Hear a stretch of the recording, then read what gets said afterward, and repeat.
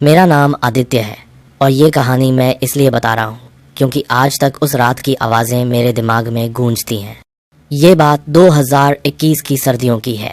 मैं दिल्ली में अपने कॉलेज के हॉस्टल में नया नया आया था। हॉस्टल के बाकी सारे कमरे भर चुके थे, इसलिए मुझे सबसे पुराना कमरा मिला, कमरा नंबर 313। बाकी लड़के उस कमरे के बारे में कुछ अजीब अजीब बातें करते थे। कोई कहता वहाँ पहले एक लड़का गायब हो गया था। कोई कहता रात को दीवार के पीछे से कोई खरोंचने की आवाज़ आती है।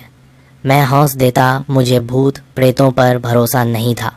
पहली 2 रातें ठीक रहीं, लेकिन तीसरी रात जब मैं लाइट बंद कर सोने ही वाला था, तभी दीवार की दूसरी तरफ से टिक टिक जैसी आवाज़ आई, जैसे कोई नाखूनों से दीवार खुरच रहा हो।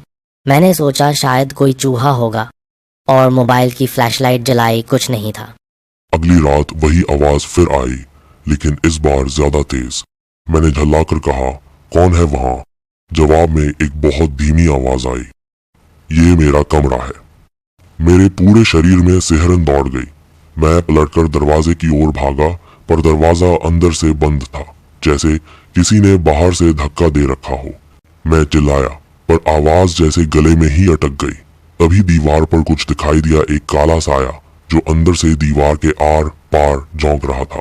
उसका चेहरा साफ नहीं दिख रहा था, पर आंखें लाल थीं, जैसे अंगार जल रहे हों।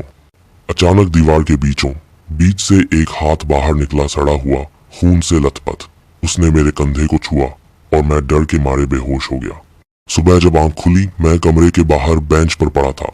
वार्डन मेरे ऊपर पानी छिड़क रहा था। मैंने घबराकर पूछा, वो हाथ कहाँ गया?